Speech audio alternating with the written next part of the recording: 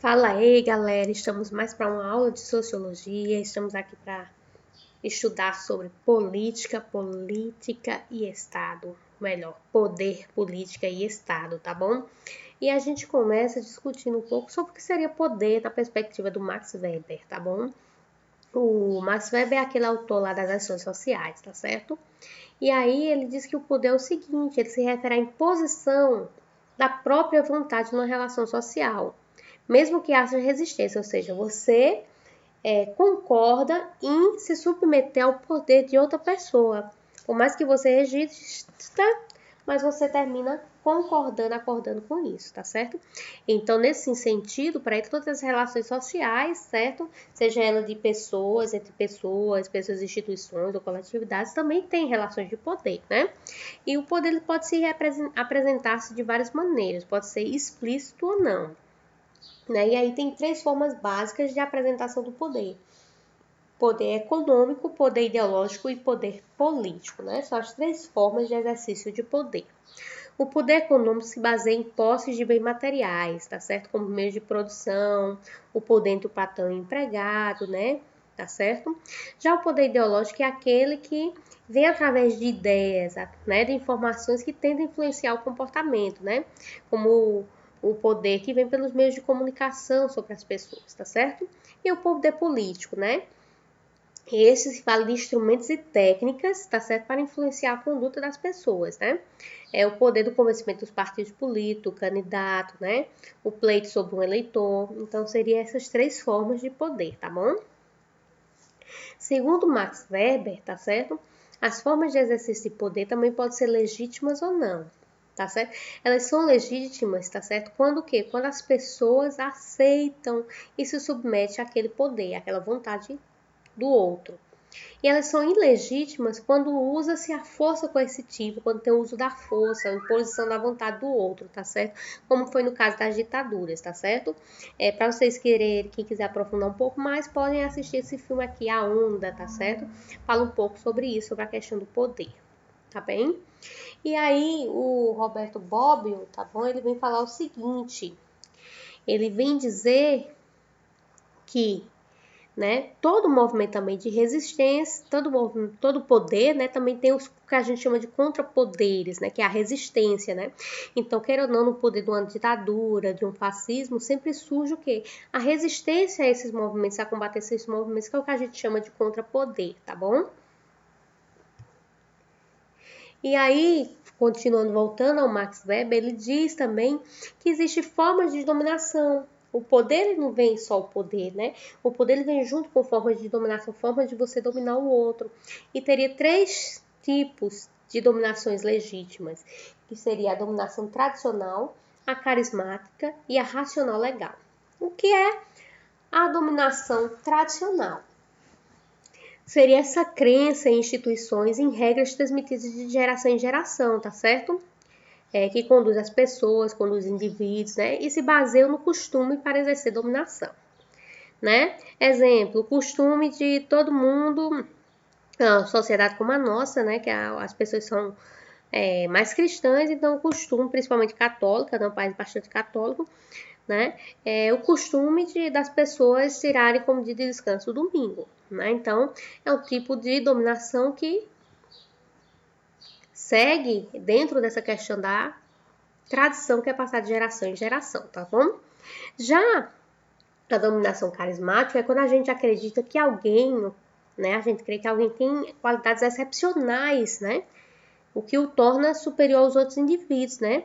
Para exercer uma determinada liderança e controle sobre os indivíduos, né? Um exemplo disso foi o que aconteceu com o Bolsonaro nas eleições, né?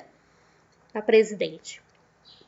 As pessoas acreditaram que ele sim ia dar fim, né, à corrupção no país, que ele sim iria moralizar o país. Então foi essa crença nessa excepcionalidade dele que fez com que ele, né, queira ou não, fosse eleito presidente. E tem a dominação racional legal, que é essa voltada às normas, às regras, tá certo? Que são aprovadas e aceitas por todos. O exemplo é a burocracia, né? É um tipo de dominação do nosso Estado, que é o Estado moderno, né? Onde, de certa forma, as leis regem o que a gente tem que fazer, né? Um exemplo disso, quando a gente diz assim, você não pode andar nu, né? Se você andar é atentado ao pudor, você vai responder. Então, é o tipo de dominação que te faz agir de determinada maneira, tá bom? E aí a gente entra no campo do que seria política, né? A política, né, a gente refere justamente às questões relativas à vida na cidade, né? A política, né, não era uma atividade qualquer, né? Se a gente for pensar antigamente na polis grega, né? Na polis grega, que é a cidade greco-romana, né? Principalmente grega antes de romana, né? Ela tinha o objetivo, né, com que todos, né, participassem, né, do futuro da organização e das decisões do Estado, tá certo? Então, todo cidadão, para ser considerado cidadão, ele tinha que participar da política da sua cidade, né? E aí a gente lembra, né, que quem era considerado cidadão, né? Os homens, né, mulheres escravos, crianças com menos de 12 anos e também pessoas que vinham de outras cidades, né, não eram considerados cidadãos, tá bom? E aí, né, o cidadão que não se interessasse pela política e não a praticasse, não era também considerado cidadão. Então, a vida política na polis, principalmente na polis, tá certo? Ela passava dessa forma, onde todos discutiam, todos chegavam a um consenso, né? Por isso que diz que a democracia nasceu na Grécia, tá bom? Então, por que é tão importante, gente, a gente participar do contexto político, da política em si? Porque é da política, né, que ocorrem todas as mudanças sociais, né? Leis, regras são feitas por quê? Por deputados, senadores, né? As leis que vão regir tudo, né? As formas de contribuição, as formas de impostos, né? Os benefícios sociais, tudo isso parte da política. Por isso que a política é tão importante. Por isso que nós, como cidadãos, cidadãos, desculpem aí, por isso que nós, como cidadãos, temos que participar do contexto político do nosso país, né? E aí, o primeiro que surge falando um pouco sobre a política é o Nicolau Maquiavel, né? Ele escreveu aquele livro, O Príncipe, né? Onde ele fala da história dos Borgias, né? Ele vem discutir que como ser um príncipe se não tem principado, né? Se referindo ao Sérgio Borgia. Mas o que é essencial que o Maquiavel, ele fala sobre a questão do Estado, sobre essa finalidade do bem e do mal, essa prosperidade e grandeza, né? Ele fala, para o Maquiavel, os fins justificam os meios. Ou seja, em outras palavras, não importa o que eu faça, desde que eu consiga atingir determinado objetivo, né? Então, o Maquiavel vai mostrar isso lá no livro, né? Que qualquer político, né? E a política tinha muito disso. Hoje não, hoje em dia existe a ética por trás. Mas nesse tempo, né? Os fins justificavam os meios, né? Não importa o que acontecesse no meio, desde que o final, né? Fosse aquele final idealizado, tá bom? Então isso é algo bem interessante que deve ficar no pensamento do Maquiavel, né? E aí toda política, gente, por que existe a política? Porque existe o Estado moderno, né? O que é o Estado, cara? Esse modelo de organização, né? De racionalização e gestão de poder, né? O Estado é quem consolida, né, as esferas públicas e religiosas, né? Que a gente pensa no período medieval, o político e o religioso eram um só, né?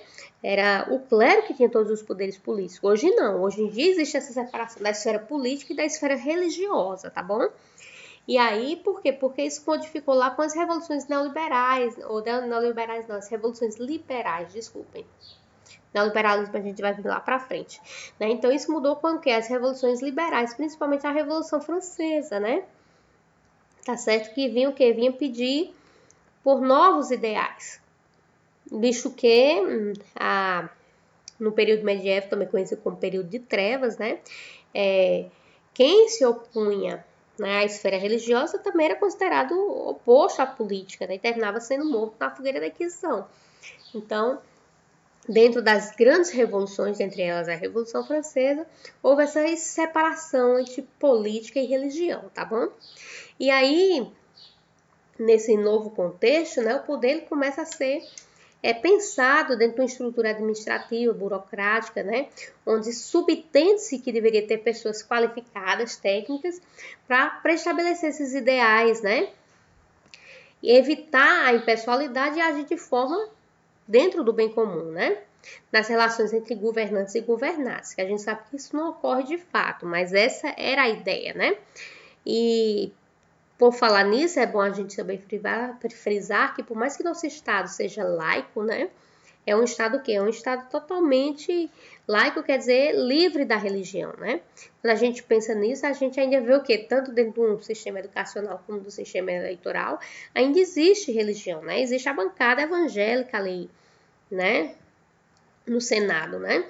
E aí, o nosso próprio sistema eleitoral ele também permite que representantes religiosos, né, ou líderes religiosos, ocupem cargos políticos, né? Então, ainda há essa dualidade entre a laicidade do Estado, tá bom? E a nossa aula de hoje fica por aqui.